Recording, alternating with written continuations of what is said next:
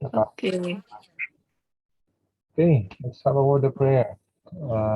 Thank you, dear Lord, for this day that you have given us, and you allowed us to be together to study your word. We pray for the Holy Spirit to guide us. In Christ's name we pray. Amen. Okay, so ngayon, nasa lesson number 30 tayo. Yan. So, sa standard na lesson natin, ito yung last. Kaya yung title niya is So Send I You. So, pagkatapos nating mag-aral ng salita ng Diyos, di ba? Natuto tayo ng mga katotohanan.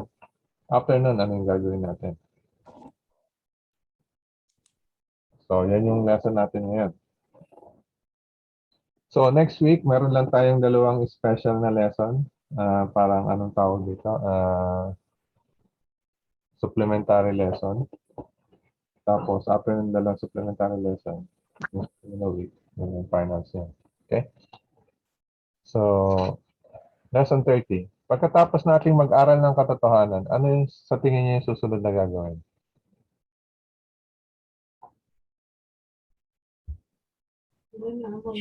Share. Mag-share. Yun, i-share. At maraming paraan ng pag-share, di ba? Ano yung mga example ng paraan ng alam yung pag-share ng katotohanan?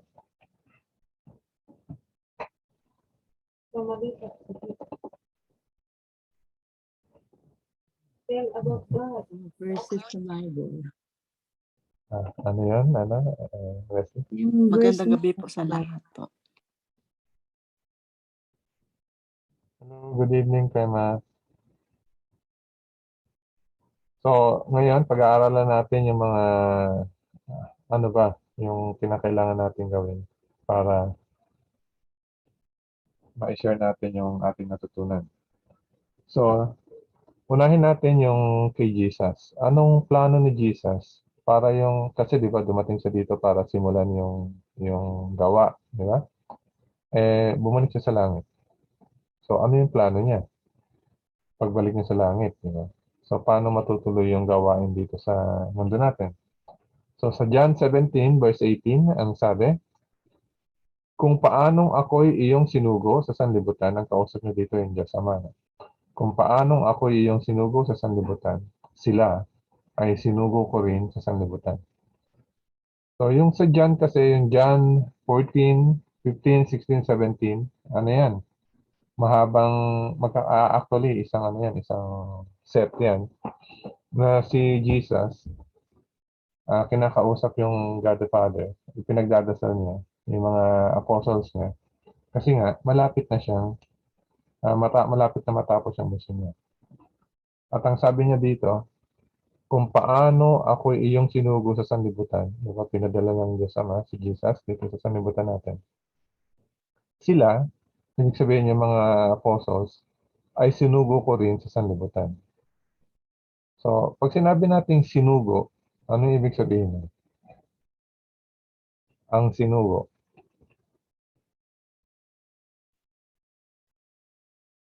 Sinugo. Oh. Anong ibig sabihin ng sinugo? Medyo malalim-lalim sa Tagalog. Sa English, ang translation niya, simple lang eh, sent. Yeah, he sent me. Ganun. So, sinugo is kung paano mo yung isang tao, Nadala. in-appoint mo, o itinalaga mo, ipinadala mo, dala-dala yung pangalan mo. Diba? Mayroong siyang authority, siya yung pinadala mo. Kaya pag yung tao nakarating dun sa lugar, pag tinanong, anong kailangan mo? Isinugo ako, halimbawa, ng presidente, isinugo ako ng gobernador, isinugo ako ng hari. Yan. So, yun yung sinugo. So, ang sabi ni Jesus, para matuloy yung gawain dito sa mundo, yung mga apostles, kanyang isusugo, kanyang papadala sa sanlibutan. At alam natin, extension nito, tayo. Diba? Yung mga naniniwala kay Jesus, tayo rin ay sinugo sa sanlibutan. Sinugo para anong gawin? Okay? So, tingnan natin, yung susunod natin. So, Jesus came to save sinners. Alam natin yon kasi sinabi niya naman yan, di ba? Pumunta siya dito sa mundo na to para iligtas yung mga makasalanan. So, paano niya ginawa yon? John chapter 17, dito pa rin sa chapter ng John 17. At ito ang buhay na walang hanggan, na ikaw ay makilala nila na iisang Diyos na tunay. At si Hesus Kristo na iyong sinugo. Niluwalhati kita sa lupa sa pagtatapos ko ng gawaing ibinigay mo sa akin. Yan. So, paano ginawa ni Jesus yung pinapagawa sa kanya? Nakita niyo yung word na niluwalhati? Yan. Pag sa English, translate natin yan, glorify, o kaya give glory, di ba? So, paanong ginawa ni Jesus yung gawain? Ang sabi niya, niluwalhati kita sa lupa. So, Jesus gave glory to God the Father dito sa lupa. At paano ginagawa yun? Paano niluluwalhati ni Kristo ang Diyos Ama sa lupa? Pag tinignan natin yung John 14, verse 6, 7, saka 10, ito yung nakasulat. Jesus said to him, I am the way, the truth, and the life. No one comes to the Father except through me. If you have known me, you would have known my Father also. And from now on, you know him and have seen him. Do you not believe that I am in the Father and the Father in me? The words that I speak to you, I do not speak on my own authority, but the Father who dwells in me does the works. So, ang paraan ni Jesus, kung paano niya gagawin yung kanyang gawain din sa mundong to, is ipakilala yung Diyos Ama. So, ito yung isang mahalagang gawain ni Jesus nung pumunta siya dito sa mundo na to. Ipinakilala niya sa tao kung sino ang Diyos. Kasi kahit ngayon, maraming misunderstanding kung ano ang karakter ng Diyos. Marami nagsasabi ang Diyos Ama is malupit, di ba? Mahigpit. Pero si Jesus is mapagmahal. So obviously, hindi nila nakilala ang Diyos Ama sa tamang pamamaraan. Kaya nung pumunta si Jesus, sabi niya, kung nakita niyo ako, nakita niyo rin yung Diyos Ama. Kasi siya, saka yung Diyos Ama, ay iisa. So, ginawa ni Jesus yung kanyang gawain dito sa mundong ito. Ipinakilala niya yung Diyos Ama, niluwalhati niya. Pinakilala niya yung karakter ng Diyos. At yun yung paraan para gawin yung trabaho niya dito sa earth. So, kung yun yung ginawa ni Jesus, magkakaroon na tayo ng idea kung paano rin natin gagawin. Diba?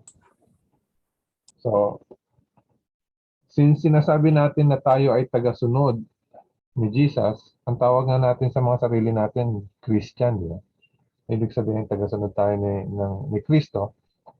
So, what character traits o fruits o bunga are we to develop, diba? So, kung tayo ay tagasunod ni Jesus, ano dapat yung nade-develop sa character natin para mabigyan natin ng luwalhati ang Panginoon. Mag-glorify natin siya. Kasi kung si Jesus, ipinakita niya sa mga tao kung ano ang karakter ng Diyos sa pamamagitan ng kanyang buhay. At si Kristo, di ba, isinugo siya ng Diyos Ama.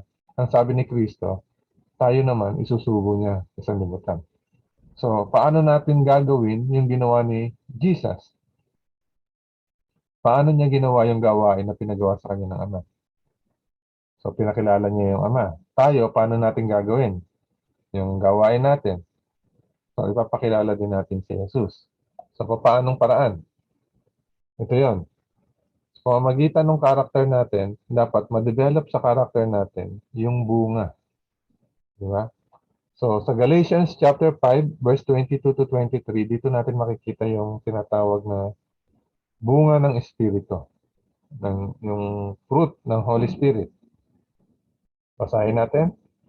Subalit ang bunga ng Espiritu ay pag-ibig, kagalakan, kapayapaan, pagtitiyaga, kagandahang loob, kabutihan, katapatan, kaamuan, at pagpipigil sa sarili. Laban sa mga ito ay walang kautusan.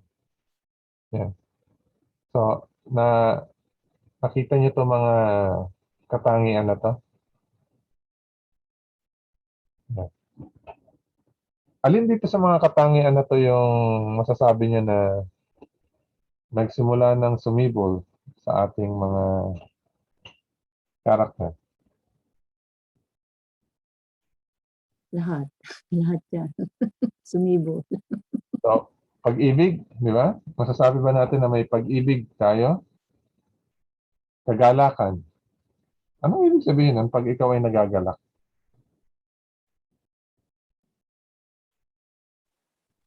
Peace? Peace ba yan? Ha? Peace? Yung kagalakan? O Yung- kagalakan? Yung, Kapayapaan, peace yan. Kapayapaan is Joy, peace. joy, joy. yan, Joy is kagalakan. kagalakan. Joy. Okay? Joy. Oo. So, meron ba tayong kagalakan sa buhay?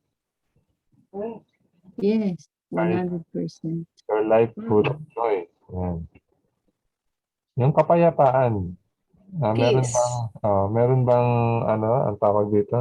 Maligalig ang buhay sa inyo?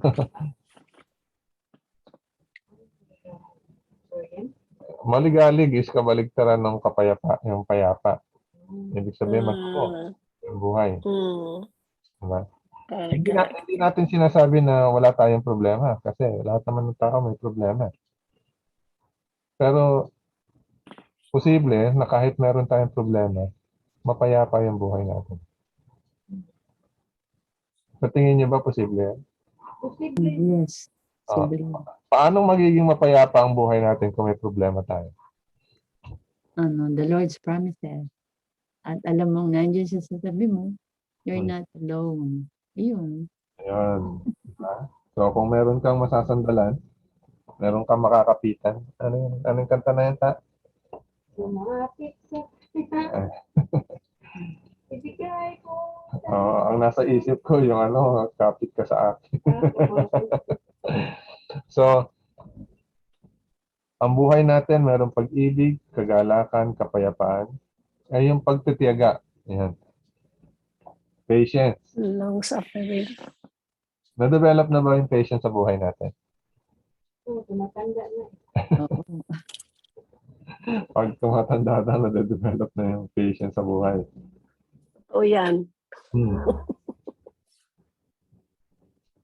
Nung estudyante ako, o kaya kahit nung pagka-graduate ko ng estudyante ako, alam ko na maikli yung pasensya ko.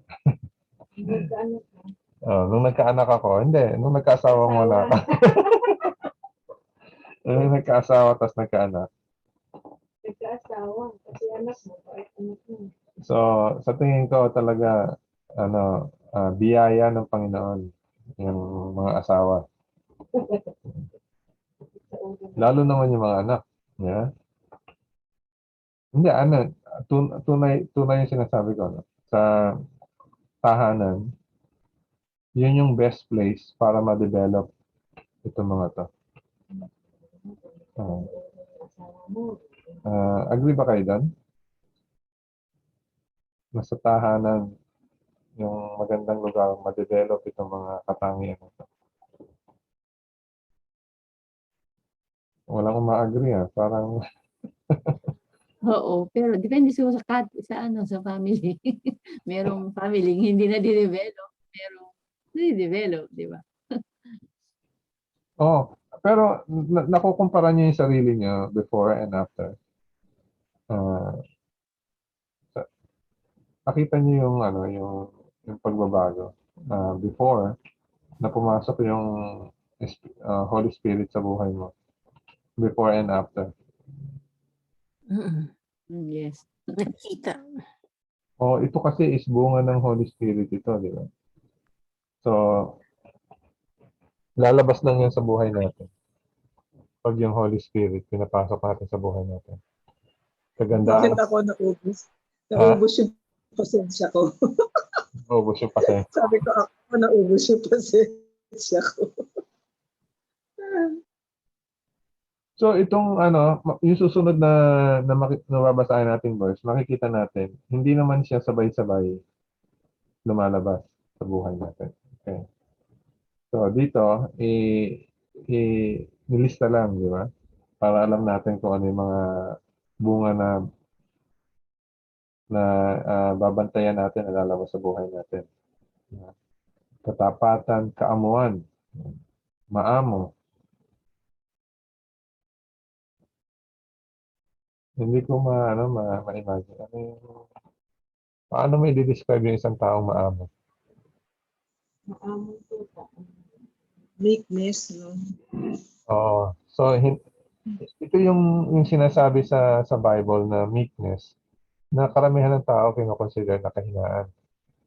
Pero itong meekness na sinasabi dito, yung meekness na ipinakita ni Jesus. Okay?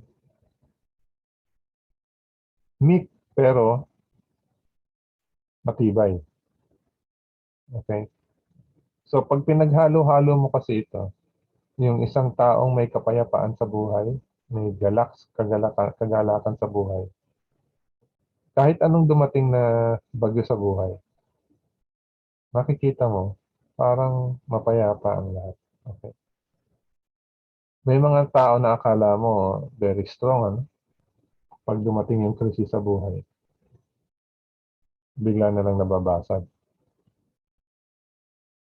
So yung kaamuan na sinasabi dito, hindi ito yung parang tuta na dahil walang magawa, maamo siya. Hindi. Okay. So ang example natin dito si Jesus, na kaya niyang tawagin ang lahat ng anghel sa langit. O kaya sa isang salita niya lang, mawawala ang lahat. Pero, siya mismo yung nagbigay ng sarili niya. Okay? So, itong mga combination na to, lalo na yung pagpipigil sa sarili. Yung self-control. Ewan ko. Hindi ko alam kung in sequence ito, no? Na huling nade-develop yung self-control. Pero yan yung may hirap na mga bagay na ma-develop sa karakter natin. Madali pag merong nagdidisiplina sa'yo, pero kung wala, ikaw lang, paano mo didisiplinahin yung sarili mo? Okay. So, tingnan natin yung sinabi ni Peter.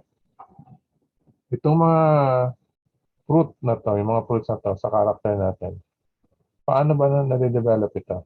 Lahat ba to sabay-sabay na lang lumalabas? Diba? Pagkatanggap mo ng banal na espiritu, boom, bigla na lang ikaw ay mapayapa, may galak, diba? Matyaga, ganun ba? Tingnan natin yung sinabi ni Peter dito. 2 Peter chapter 1, verse 5 to 11. At dahil dito, gawin niyo ang lahat ng inyong makakaya, natustusan ang inyong pananampalataya ng kabutihan. So nagsimula siya sa pananampalataya. Tinustusan, ibig sabihin ng tustusan is supplyan mo, di ba? So lagyan mo, dagdagan mo. Tustusan yung pananampalataya ng kabutihan. Ang kabutihan ng kaalaman. Okay? So nagsimula ka sa pananampalataya, nagsimula sa faith, nadagdagan ng kindness, nadagdagan ng knowledge, kaalaman. Okay? Ang kaalaman ng pagpipigil. Okay? Yung knowledge, dinagdagan mo ng pagpipigil, self-control. Ang pagpipigil ng pagtitiis.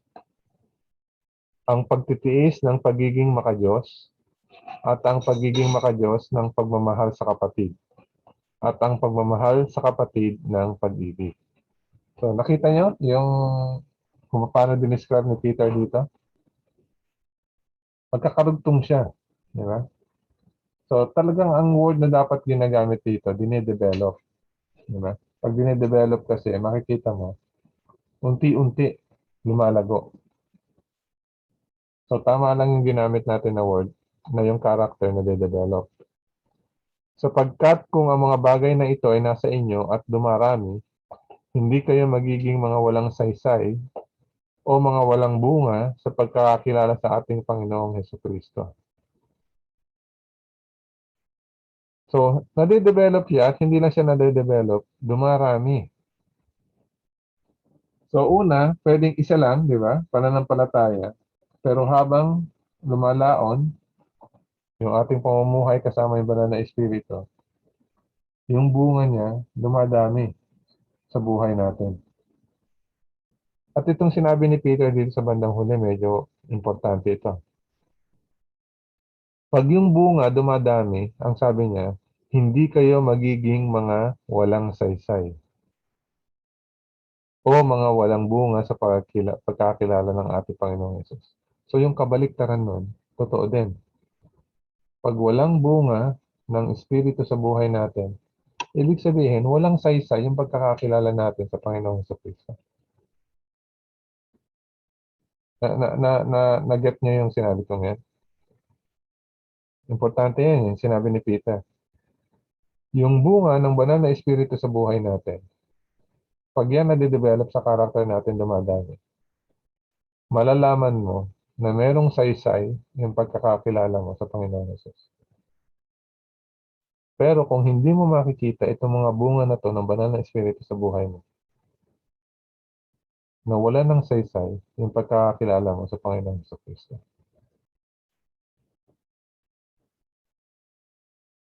So medyo mabigat yun, di ba? So pwede pala tayo na gumawa ka ng paraan para makilala ang Panginoong Jesucristo, pero for whatever reason, hindi nagbunga, nawalan ng saysay. Okay? Tuloy pa natin yung sinabi ni Peter, sapagkat sino mang wala ng mga bagay na ito, nandito pala yung mas masakit, di ba? Sapagkat sino mang wala ng mga bagay na ito, ibig sabihin yung mga bunga, ay bulag at ang nasa malapit lamang ang nakikita. Nearsighted. At nakalimutan na siya ay nilinis mula sa kanyang dating mga kasalanan. Yun pala, ang dahilan kung papaano na ang isang tao na nakatagpo ng katotohanan, nakilala si Jesus, pero hindi nagbunga. Ang dahilan kasi, nakalimutan niya na siya ay nilinis na sa kanyang kasalanan. Kaya mga kapatid, lalong pagsikapan nyo na patatagin ang pagkatawag at pagkapili sa inyo. Sapagkat kung gawin nyo ang mga bagay na ito, hindi kayo matitisod kailanman. Parang tagal ko na binabasa itong verse na to, pero ngayon binabasa natin ng dahan-dahan. Parang ngayon ko lang nakukuha ng gusto yung ibig niya sabihin. Kung gawin nyo ang mga bagay na ito, hindi kayo matitisod kailanman. So gusto nyo bang hindi kayo matisod kailanman? Lalo na sa mga sa panahon natin ngayon, di ba? Naglipa na yung mga hindi mo alam kung anong paniniwalaan mo, di ba? Marami natitisod. Ito lang pala yung sekreto para hindi tayo matisod. Kinakailangan, balikan natin yung sinabi ni Peter dito. Tustusan natin yung pananampalataya natin ng kabutihan at hindi tayo hihintulon yung kabutihan natin, tustusan natin ng kaalaman. At dire-diretso ito, di ba? Hindi tayo tumitigil na, dahil meron na ako pananampalataya, okay na yun. Meron na akong kabutihan, okay na yun. Hindi. Patuloy ang paglapit natin sa Panginoong Jesus. Patuloy na yung karakter natin, unti-unting nagiging katulad ng karakter ni Jesus. At ang sabi ni Peter, kung ito ay gagawin natin, hindi kayo matitisod kailanman. Anong dahilan bakit hindi tayo matitisod kailanman pag ginawa natin ito? Dahil gagaling tayo ng gusto? Meron tayong power sa mga.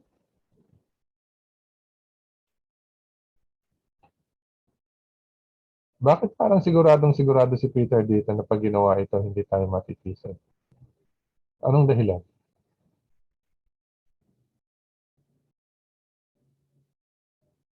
Sa Holy Spirit. Oo, Lagi di ba? Mm. Kasi pag gagawin mo ito, ibig sabihin, patuloy kang lumalakad kasama ng Jesus. Hindi mo siya binibitawan, yung banal na espiritu na sa buhay mo. Pag patuloy kang ginagabayan ng Holy Spirit, hindi ka matitisan. Ito ay matibay na assurance galing sa salita ng Diyos. Okay?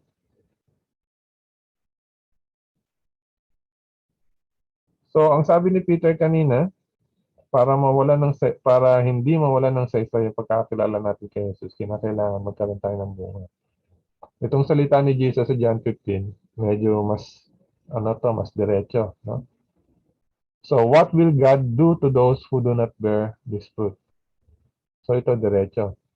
Ang sabi ni Jesus, ako ang tunay na puno ng ubas at ang aking ama ang tagapag-alaga. Ang bawat sanga sa akin na hindi nagbubunga ay inaalis niya. At ang bawat sanga na nagbubunga ay nililinis niya upang lalong magbunga. So, ang question nito sa atin ay, alin tayo dito sa dalawang klase ng sanga? Di ba? Yung nagbubunga o yung hindi nagbubunga? Yung hindi nagbubunga, ang sabi, inaalis. Pero yung mga nagbubunga, ang ginagawa, nililinis. Sa English, ang ginamit na term dito, pinuprune. Di ba? Pinuprune, ibig sabihin yung mga dahon na hindi maganda, pinuputol, di ba? Yung tangkay na hindi maganda, pinuputol, para mas dumami yung bunga. Kung ikaw ay isang Kristiyano na nagsisimula kang magbunga, minsan makaka-experience ka ng mga problema. At hinahayaan ng Panginoon na mangyari. Yun yung tinatawag nating paglilinis o pruning. Di ba? Pag nangyari yan, patuloy ka lang na humawak sa Kanya. Ang kalalabasan nun, mas dadami yung bunga mo. So, importante yon, no? Kasi alam natin bilang isang Kristiyano, pag naging Kristiyano ka, hindi naman humihinto yung problema mo sa buhay. Minsan nga, bigla na lang, bakit parang dumami yung problema kami? Kasi naging target ka na ng kaaway. Pero pag nangyari sa iyo yan, at nagsimula ka magbunga, ibig sabihin, nililinis ka ng Panginoon para lalo ka pang magbunga. Okay. So, ang importante dito, tignan natin yung buhay natin. Nagbubunga ba ako sa tulong ng banal na Espiritu? Kung wala yung bunga ng Holy Spirit sa atin, ang unang question natin, baka wala yung Holy Spirit sa akin. Pangalawa, kung nasa akin man yung Holy Spirit, pinapabayaan ko ba na siya yung mag-control sa buhay ko? Kasi ang pinakamatibay na argumento o pruweba sa kapangyarihan ng Ebanghelyo ay yung isang Kristiyano na mapagmahal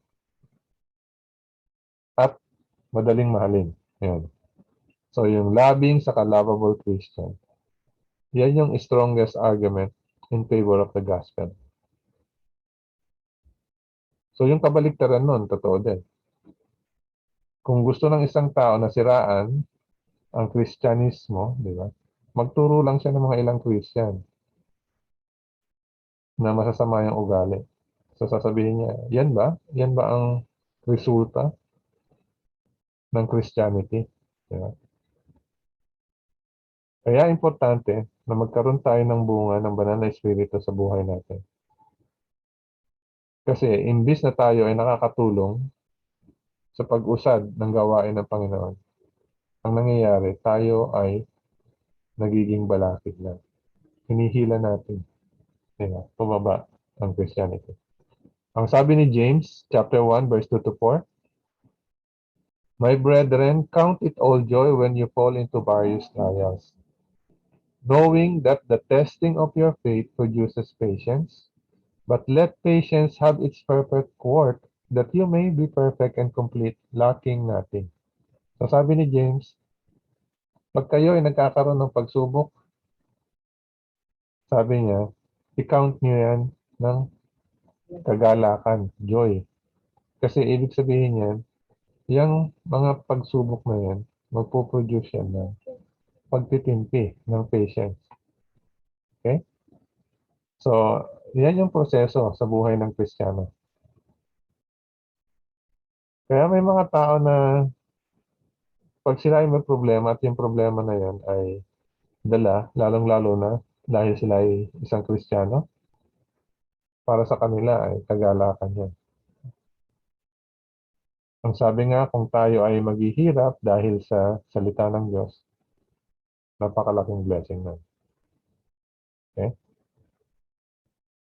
So, what connection must be maintained if one is to bear fruit to God's glory? So, ano ba yung sekreto para magtuloy-tuloy, dumami yung bunga sa buhay natin? So, the same chapter, John 15, verse 4 to 8, sabi ni Jesus, kayo'y manatili sa akin at ako'y sa inyo. Manatili. Gaya ng sanga na hindi magbubunga buhat sa kanyang sarili, malibang nakakabit sa puno. Oo nga naman. Yung sanga, kung hindi ito nakakabit sa puno, hindi siya magbubunga. Kailangan nakakabit siya sa puno. Anong dahilan? Bakit yung sanga kailangan nakakabit sa puno? Mamamatay siya eh. Sustenance. Sustenance ng kanyang Oo, di ba? Yung sustansya nabubuhay dun sa sanga saka sa mga dahon niya, manggagaling yun sa puno. Kasi yung puno, yun yung may ugat. Okay? So, kailangan nakakonekta ka dun sa puno. Gayun din naman kayo, malibang kayo'y manatili sa akin, kayo'y manatili sa akin. Ako ang puno ng ubas, kayo ang mga sanga. Ang nananatili sa akin at ako'y sa kanya ay siyang nagbubunga ng marami. Sapagkat kung kayo'y hiwalay sa akin ay wala kayong magagawa. Yan, malinaw. Kung ang sino man ay hindi manatili sa akin, siya'y itatapong katulad ng sanga at matutuyo. At sila ay titipunin at ihahagi sa apoy at masusunog. Kung kayo'y mananatili sa akin at ang mga salita ko'y mananatili sa inyo, hingin nyo ang anumang inyong nais at ito'y gagawin para sa inyo. Sa pamamagitan nito'y naluluhati ang aking Ama na kayo'y magbunga ng marami at maging mga alagad ko. Ayan, sinagot na naman ni Jesus dito. Ano ang paraan para maluwalhati natin ng Ama dito sa lupa? Sabi niya, kung kayo'y magbunga ng marami at maging mga alagad ko. So, hindi natin ino-overemphasize yung bunga, no? Kasi makikita natin napaka-importante. Na pagkatapos nating makilala ang Panginoong Jesus, pagkatapos nating matutunan ang katotohanan ng salita niya, ang expectation, tayo ay magbubunga. Pag hindi tayo nagbunga, mayroong problema. Okay? Tandaan natin yan. Pag hindi tayo nagbunga, ibig sabihin, hindi tayo, ano sabi ni Jesus? Hindi tayo nanatili sa Kanya. Isa tayong sanga na hindi nanatili sa puno kung tayo ay walang bunga. So siguro naman na-emphasize ko na ng ilang beses yan, ano? Na importante magkaroon tayo ng bunga. So how can we abide in Christ and grow in grace? So importante na natili tayo sa Kanya. So paano actually natin gagawin yan? 2 Peter chapter 1 verse 2 to 4. Sumagana nawa sa inyo ang biyaya at kapayapaan sa pagkakakilala sa Diyos at kay Jesus na Panginoon natin. Ipinagkaloob sa atin ng kanyang banal na kapangyarihan ang lahat ng mga bagay na kailangan sa buhay at pagiging makadiyos. So malinaw yung sinabi ni Peter dito. Ipinagkaloob sa atin ng kanyang banal na kapangyarihan ang lahat. ng mga bagay na kailangan sa buhay at pagiging makadiyos. So pag sinabing lahat, ibig sabihin, yung needs natin, yung pangangailangan natin sa buhay na to, at para tayo ay maging makadiyos, ibinigay, di ba? Sa pamamagitan ng pagkakakilala sa Kanya na tumawag sa atin sa Kanyang sariling kaluwalhatian at kabutihan. Gayon niya ipinagkaloob sa atin ang Kanyang mahahalaga at mga dakilang pangako. Ayan. Yung Kanyang mahalaga at mga dakilang pangako upang sa pamamagitan ng mga ito ay makatakas kayo sa kabulukang nasa sanlibutan dahil sa masamang pagnanasa at maging kabahagi kayo sa likas ng Diyos. So, paanong paparaan tayo mananatili sa Panginoon at lalago sa Kanyang biyaya? Ipinagkaloob sa atin ng Kanyang mahalaga at mga dakilang pangako. Saan natin matatagpuan ito? Paano ipinagkaloob sa atin itong mahalaga at dakilang pangako?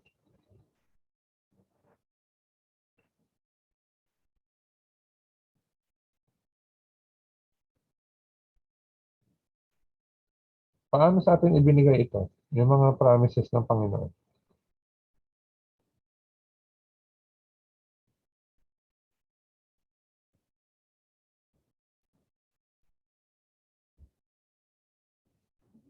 Paano natin natanggap yung mga pangako ng Diyos? Unang-una, paano natin nalaman yung mga pangako ng Diyos? Salita niya through the Holy Spirit. Di ba? Sa salita ng Diyos. Kaya natin pinag-aaralan ng Biblia. Dahil sa Biblia, makikita natin ang salita ng Diyos. Yung kanyang mga mahalaga at mga dakilang pangako. So, araw-araw, ano yung mga kinakailangan natin gawin? Pag-aralan natin ang Biblia. Magdasal. Lagi nating isipin si Kristo sa isip natin. At ang sabi sa atin ni Paul is, give praise to God always. Di ba? So, pray without ceasing at matuto tayo na bigyan natin ng praise ang Panginoon kahit sa mga bagay na kung titingnan natin mga pagsubok. Yan yung mga practical na bagay na dapat natin ginagawa araw-araw para manatili tayo sa ating Panginoong Hesus. Ang sabi ni Jesus sa John chapter 6, verse 56 saka 63, He who eats my flesh and drinks my blood abides in me. So medyo medyo malalim. Kung sino daw yung kumain ng kanyang laman at uminom ng kanyang dugo ay mananatili sa kanya. So narinig ng mga tao yun. Sabi, ano? Kinakailangan maging cannibal tayo? Di ba? Hindi yun yung sinasabi ni Jesus dito. Pag sinabi nating eating yung flesh ni Jesus at drinking yung blood niya, ang pinag-uusapan dito, yung salita ng Diyos. Naalala niya sa Revelation chapter 10, ginamit din niya ang analogy na yun. Nakakainin yung aklat. Yung salita ng Diyos, dapat kinakain natin parang tinapay na kinakailangan maging bahagi ng buhay natin. Yung tinapay pag kinain mo, di ba? Magiging bahagi yan ng katawan ng buhay mo. Sa verse 63 ang sabi, it is the Spirit who gives life. The flesh profits nothing. The words that I speak to you are spirit and they are life. Ang salita ng Diyos makapangyarihan. At ang salita ng Diyos, ito ay buhay. Kaya pinag-aaralan natin ang salita ng Diyos. Ang salita ng Diyos ang ginamit para dalangin ang lahat, di ba? At ang salita din ng Diyos ang gagamitin niya. Pagdating niya sa second coming, di ba? Ang sabi sa Thessalonians, loud voice ng archangel, ibig sabihin yung malakas na boses ni Jesus. Yun yung gagamitin niya para buhayin yung mga patay. Ganon, di ba? Kalakas, kapangyarihan ang salita ng Diyos. What was Jesus' final commission to His disciples?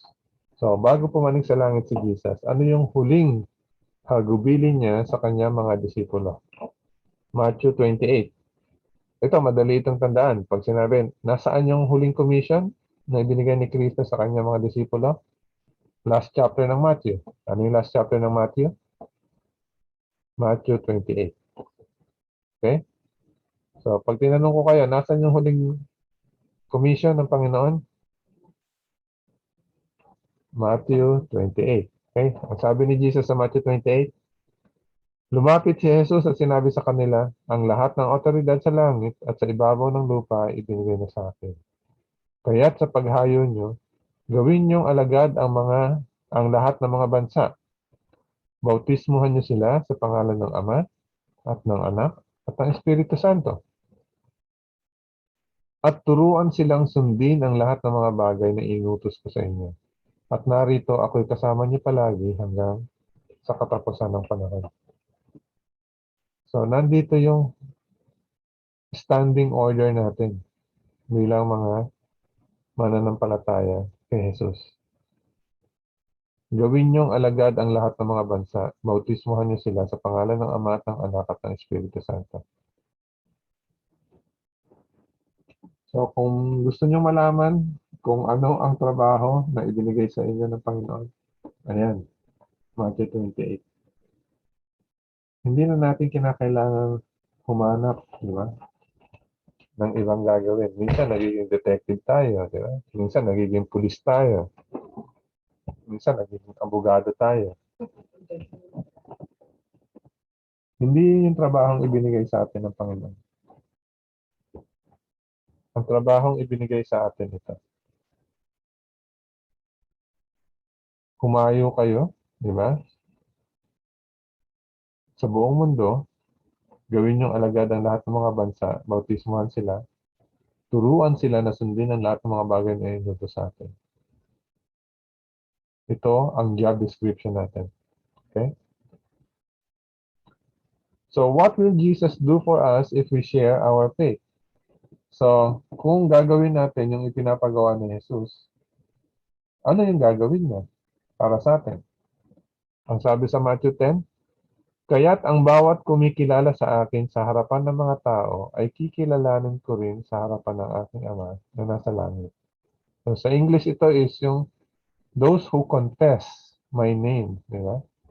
To other people, whom shall I also confess in front of my Father. So, importante talaga yata na gamitin natin yung salita natin para bigyan ng luwalhati ang Panginoon. Minsan sinasabi natin, oh, nakikita naman niya sa buhay ko, di ba? Pero pag binabasa natin yung Biblia, parang importante talaga na i-translate natin sa salita at sa gawa at sa karakter natin. Yung karakter ng Panginoon. Ngunit sino mang magkaila sa akin sa harapan ng mga tao ay ipagkakaila ko rin naman sa harapan ng aking Ama na nasa langit. So, simpleng-simple yung logic dito, di ba? Kung ating ipapakilala sa lahat ng tao si Kristo din ipapakilala niya tayo sa kanyang Ama.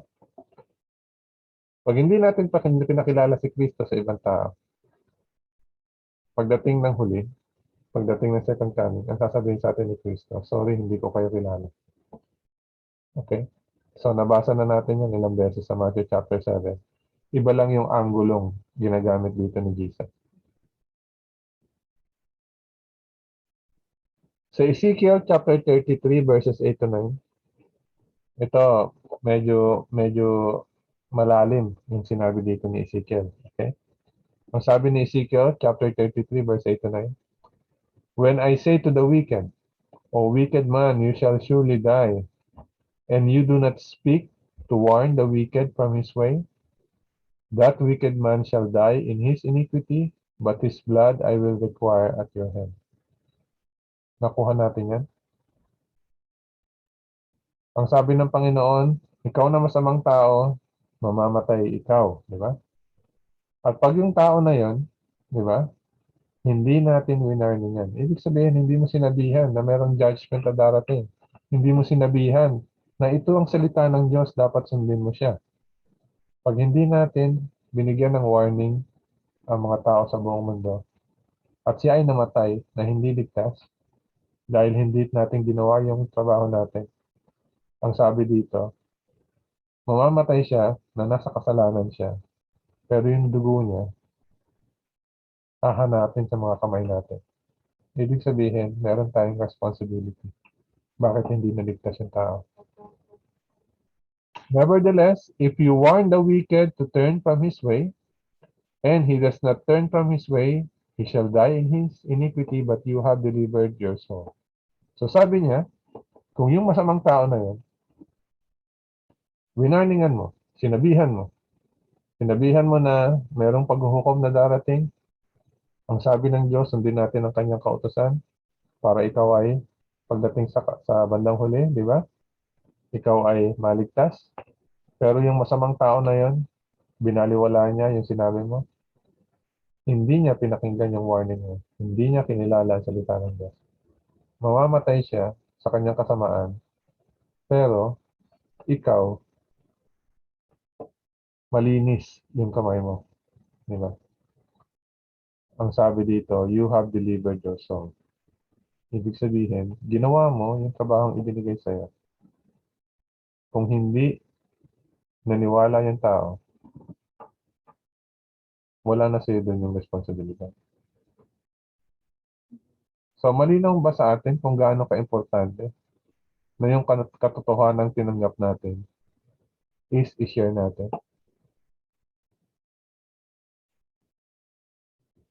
So, sinasabi natin to sa iba-ibang paraan, di ba? Sabi natin kanina, yung hindi nagbubunga, di ba? Is inaalis. Ito naman is kung hindi mo ginawa yung iyong binigay sa iyong trabaho, may responsibilidad ka doon sa mga taong namamatay sa kanilang kasalanan na hindi naligtas. Ibig lang sabihin nito, yung fruit ng Holy Spirit, idagdag na natin yung gift ng Holy Spirit, ibinigay sa atin para magawa natin yung trabaho natin. Pero kung ano man dahilan na hindi ikaw nagkabunga, o kaya is hindi mo ginamit yung ibinigay sa iyo ng Holy Spirit para gawin yung trabaho mo, ang kalalabasan nun, hindi ka nagbunga, o kaya hindi mo ginawa yung mission na ibinigay sa iyo. Tatanungin tayo at the end. Anong ginawa mo doon sa ibinigay ko sa iyo? Alalahanin natin, di ba? Yung servant na tumanggap ng isang talent, ang ginawa niya, ibinaon niya sa lupa. Sa pagdating ng master, hinanap sa kanya. Ang nangyari, kinuha na lang sa kanya at siya ay hindi pinapasok. Okay. Is it possible to have a neutral influence for Jesus? Ibig ba sabihin, posible ba na sasabihin mo, ako neutral ako. Hindi ako active, pero hindi rin naman ako pasaway. Di ba? Wala ka lang ginagawa. Pwede ba yan? Ang sabi sa Matthew chapter 12 verse 30, ang hindi panig sa akin ay laban sa akin. At ang hindi ko kasamang nagtitipon ay nagkakalat. Nakuha niyo yun? Walang neutral dito sa laban na to, di ba? It's either ikaw ay nakikipaglaban sa side ng Panginoon o kaya ikaw ay wala sa side ng Panginoon and therefore kasama ka ng kalaban. Kung hindi ikaw nagtitipon, ibig sabihin hindi mo sineshare yung salita ng Diyos para tumipon ng mga tao para sa Panginoon. Kung hindi mo ginagawa yun, ang ibig sabihin, ikaw ay nagkakalat. Okay? So, walang neutral dito. So, kung iniisip natin, nakilala ko ng Panginoon, binigay ko ng sarili ko sa Kanya, okay na ako. Hindi mo ginagawa kung ano yung mission na ibinigay sa'yo. Ibig sabihin, hindi ka sa panig ng Panginoon. Okay? So, medyo malalakas yung mga salitang ginagamit dito, pero simpleng-simple siya, pero makikita natin yung bigat, di ba, ng sinasabi. Who did Jesus promise to send to give power to our witness? Okay? So, hindi niya naman tayo pinabayaan. Ibibigay niya sa atin yung mga kailangan natin para gawin kung ano yung pinapagawa niya sa atin. Acts chapter 1 verse 8, ngunit tatanggap kayo ng kapangyarihan pagbaba sa inyo ng Espiritu Santo. Ayan. At kayo ay magiging mga saksi ko sa Jerusalem, sa buong Judea, sa Samaria, at hanggang sa kaduluduluhang bahagi ng lupa. So, kaya hindi natin poproblemahin, paano ko gagawin ito? Di ba? Hindi ako marunong ng ganito, hindi ko alam kung anong gagawin ko. Ang sabi ni Jesus, yung Espiritu Santo, siya yung magbibigay sa atin ng kakayahan para gawin ito. Sabi niya sa John 14 verse 12, most assuredly I say to you, he who believes in me, the works that I do, he will do also. And greater works than this he will do, because I go to my Father, and I will pray the Father, and he will give you another helper, that he may abide with you forever. The Spirit of truth, whom the world cannot receive, because it neither sees him nor knows him, but you know him, for he dwells with you and will be in you. I will not leave you orphans, I will come to you. So, nung pumanik si Jesus sa langit, hindi niya iniwan ng mga ulila, di ba? Yung mga disipulo niya, hindi. Pinadala niya yung Holy Spirit, kanyang substitute, di ba? Helper. What condition among the disciples made it possible for God to give them the Holy Spirit? Nung Pentecoste, di ba? Ano yung kalagayan ng mga disipulo ni Jesus? Paano nila natanggap yung Holy Spirit? Nang dumating ang araw ng Pentecostes, silang lahat ay nagkakatipon sa isang lugar at ang buong bilang ng mga sumampalataya ay may pagkakaisa sa puso at kaluluwa. So, nagkaroon sila ng unity. Nagkaisa-isa sila. At pag ang mga mananampalataya ng Diyos, nagkaisa-isa, ibig sabihin, nawala yung hidwaan nila sa isa't isa.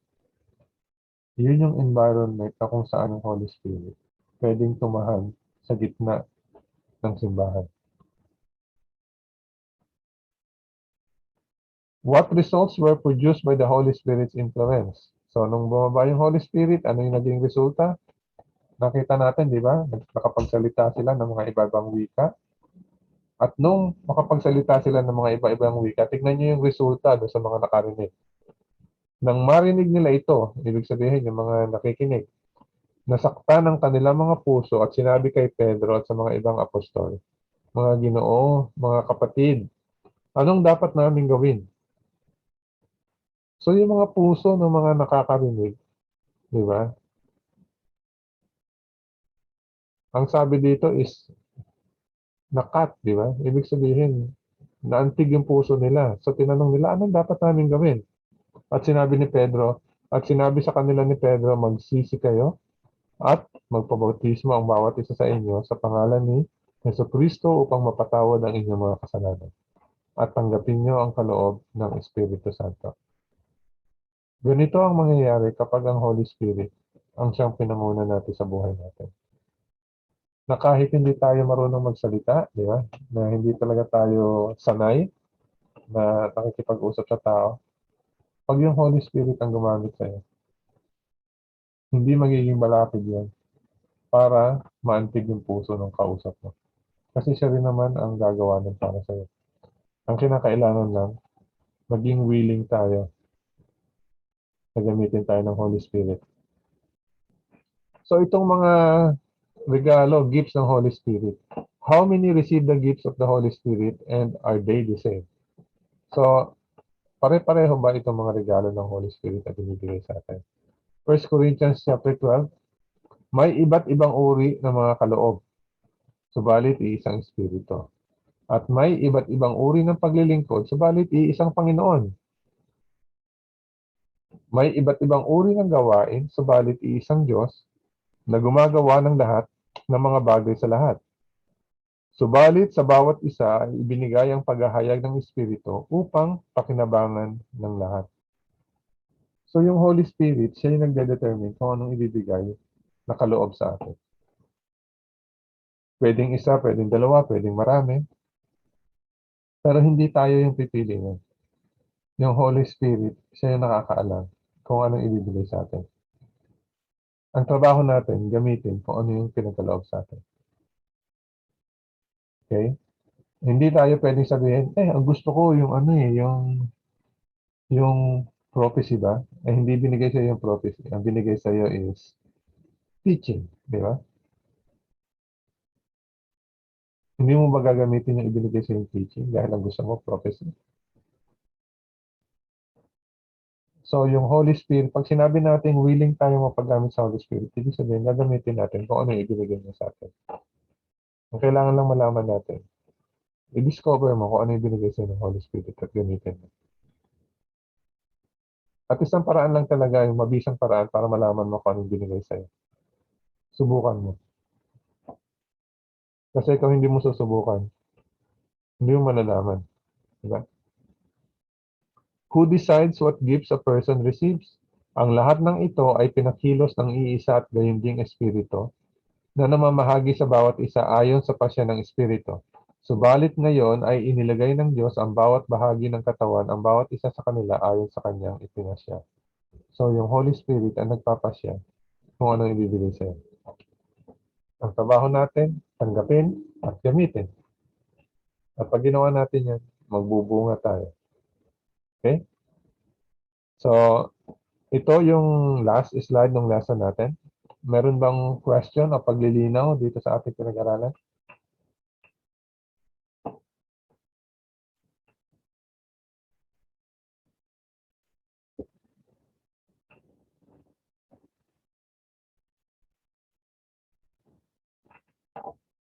Na-discover nyo na kung ano yung kaloob na ibinigay sa inyo ng Holy Spirit?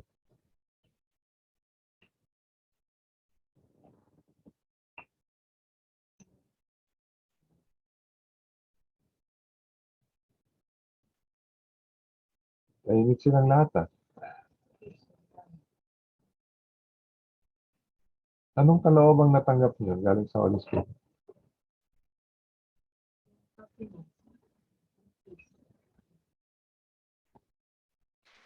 Love. Love ba yun? Pagmamahal? Okay? Importante yan. Peace, joy. Bukod sa pagmamahal, ano pang natanggap natin? Bukod, yung pagmamahal is ano siya, is fruit siya, di ba? Eh, yung gift, yung kaloob.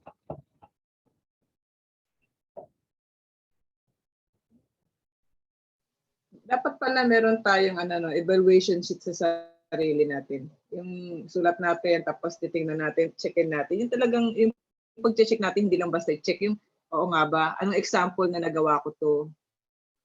Ano yung mga parameter ko na i-apply ko to?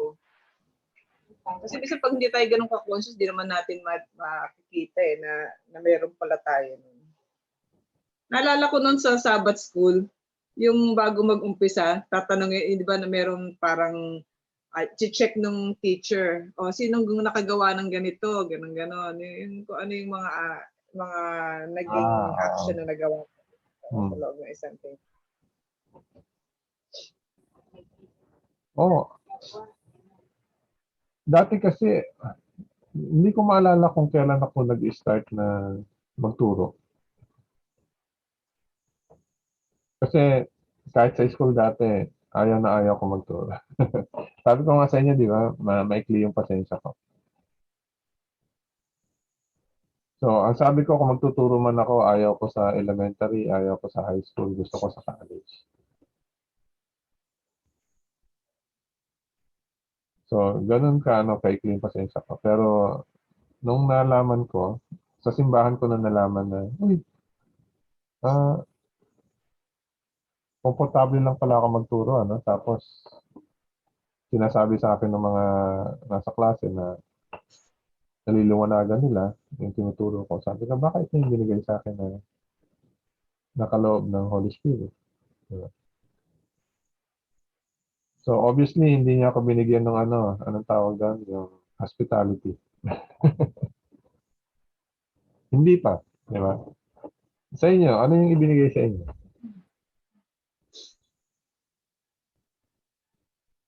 Minsan mas magigage natin pag yung ibang tao nagsasabi. Kasi minsan, di ba, merong napapansin yung ibang tao na hindi natin alam na hindi alam, pero we're not conscious na nagagawa pala natin. Minsan may lalapit na lang sa'yo, uy, na-inspired kami sa ganito mo, uy, na-inspired kami sa mga ginagawa mong mission, ay mga missionary works.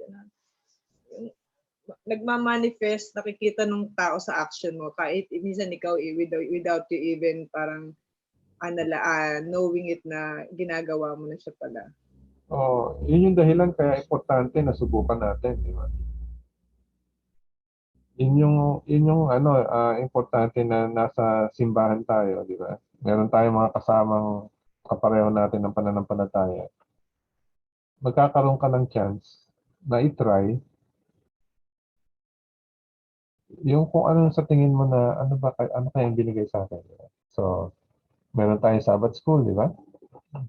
Kahit man lang sa ano, sa halimbawa, dati may nag-suggest, kahit yung mga maikli, mga maliliit na parts, di ba? Yung prayer, o kaya mag-read ka ng scripture reading, di ba? Kasi hindi mo malaman na sa pagbabasa lang ng ano ng salita ng Diyos, may tao na nabe-bless dahil sa pamamaraan kung paano mo siya binasa. Di ba? Sa TIC, alam ko may mga tao na ang regalo sa ang kaloob sa kanila ng banal na espiritu. Yung tinatawag nating hospitality. Na wala silang problema na lapitan, kausapin yung isang tao na noon lang nila nakita o nakilala. At nakukuha agad nila yung loob ng tao. So, hindi lahat ng tao nagagawa yun.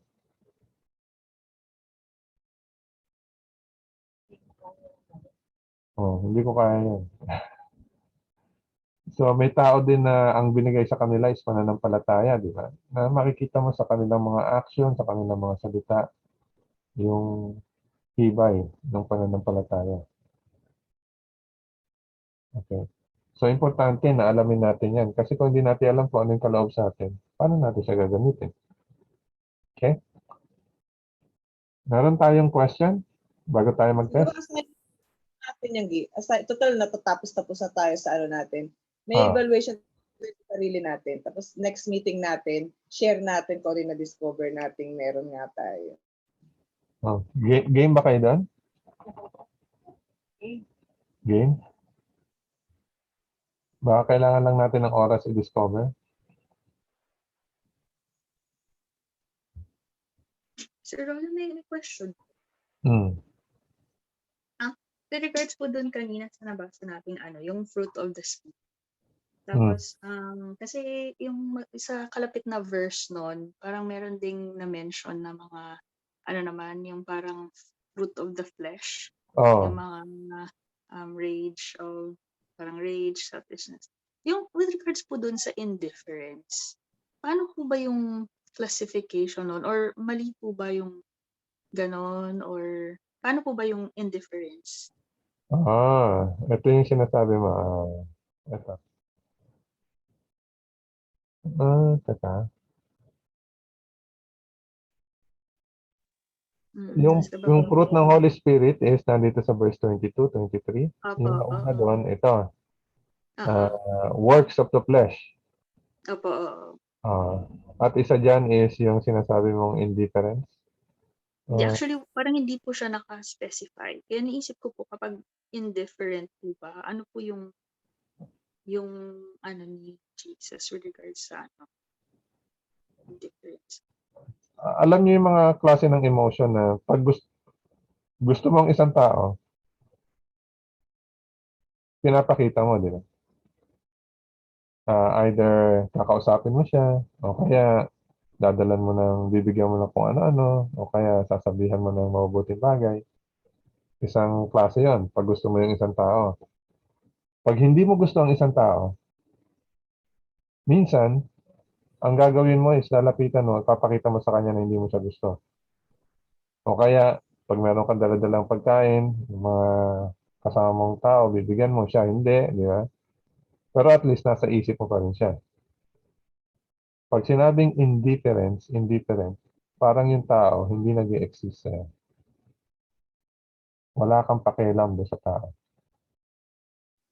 Lack of concern. So, parang whether the person exists or not, it doesn't make a difference sa'yo. Kaya nga ang sabi nila, ang opposite ng love is hindi hate, indifference.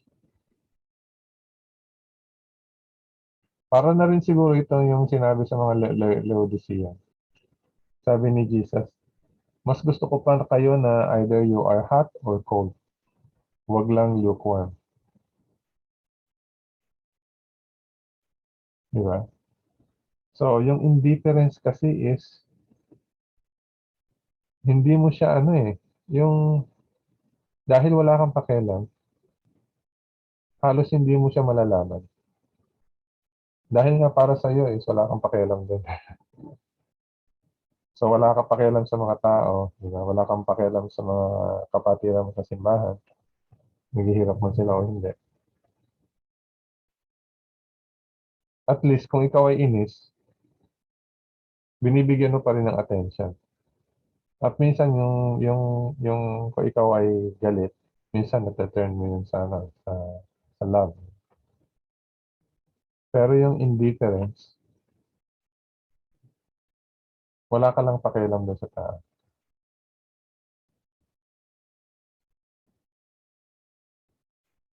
So, yun yung pagkakaintindi ko doon sa indifference.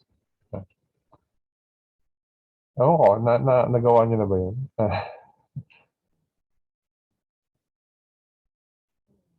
Na kayo ay naging indifferent sa isang tao o sa isang grupo ng tao.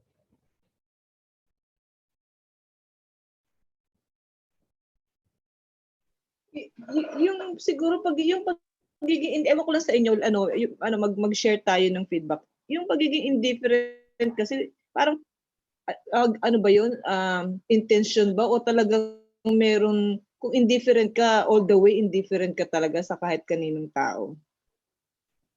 Yun talaga yung pagka yung pa lang yung puso mo, yung walang kumbaga sa walang pakiramdam, walang awa, walang mga ganun, yung walang pakialam, yung parang walang pakialam sa mundo. 'Di ba yun yung indifferent, yung hindi mo makakitaan ng emotion.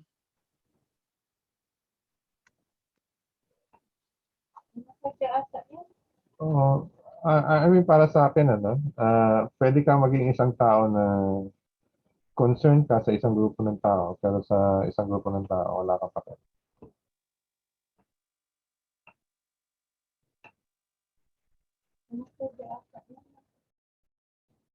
So, pwede siyang intentional.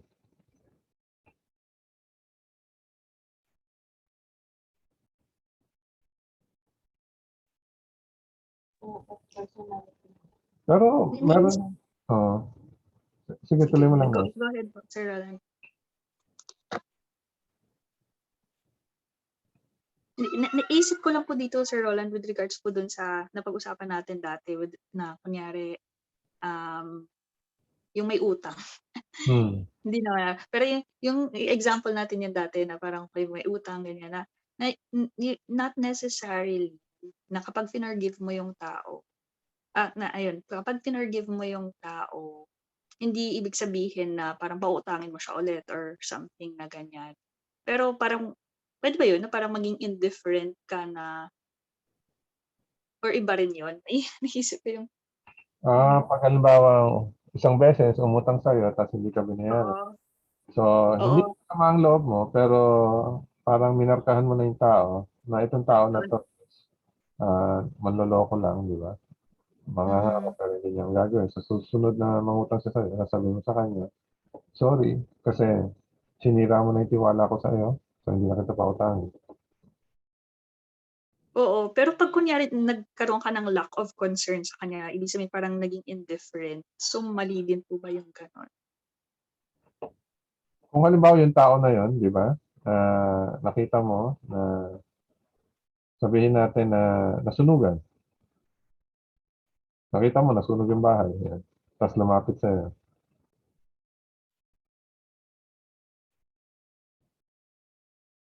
So, kung kahit na obvious na yung situation, na this time, alam mo na totoo na, actually, hindi na utang yung kailangan niya, kailangan na bigay. Yeah. Pero kung ang magiging reaction natin is, last time kasi hindi mo ako binayaran, so magdusa ka. Yeah. So tingin ko qualified yan. Na indifferent ka doon sa tao. So, I don't care. I don't care kasi kinroso mo ko dati. So, magdusa ka ngayon. Mm. So parang nakadepend po siya dun sa parang sa situation ng tao, no? Kasi naalala ko dati yung na-mention niyo rin po yung parang may question with regards to say kailangan niya ng tulong. Tapos kumatok sa'yo, tapos kunyari kailangan mo rin yung pera, syempre ni-reserve mo siya. Pero kumbaga, depende sa need niya, na kunyari need niya lang is yung paaralin yung anak niya or something na yung parang life and death versus na parang pwede niya namang i-forgo.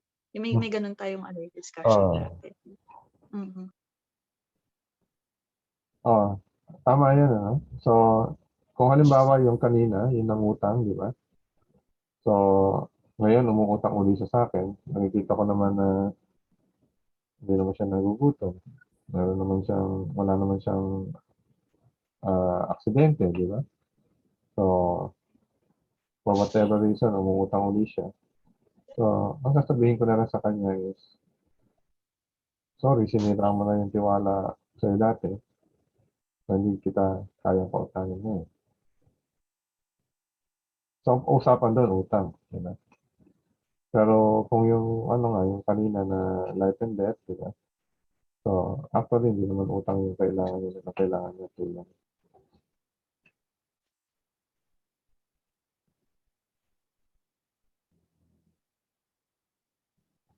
So, ito yung mga bagay na kinakailangan talaga natin matuto tayong yung pakinggan, yung boses ng Holy Spirit.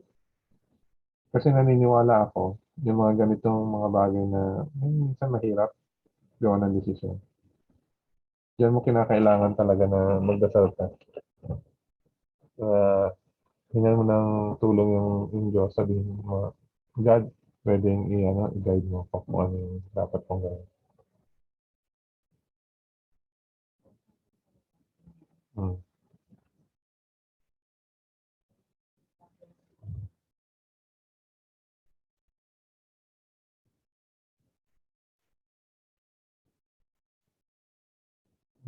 Nasagot ba yung yung question mo? Oo, Sir Roland, somehow.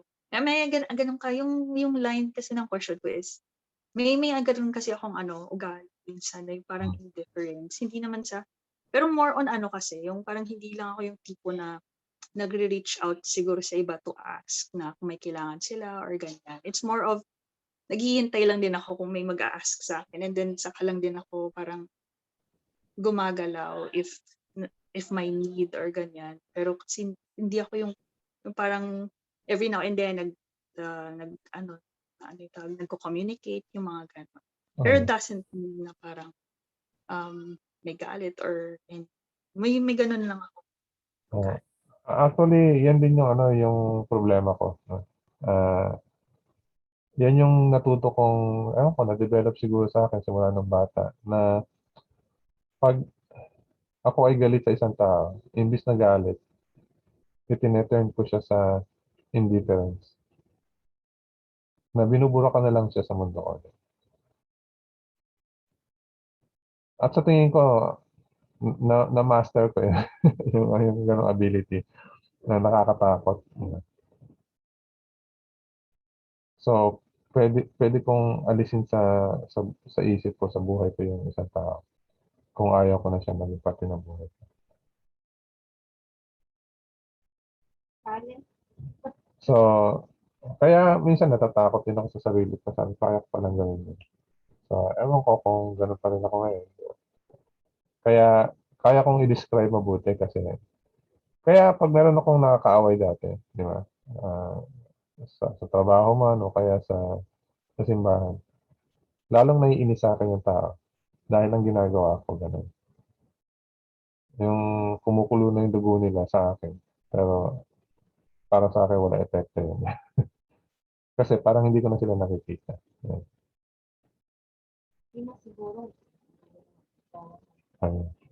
Sabi na sa ako ko, hindi ko na daw ginagawa sa kanila. Siguro nagbago na.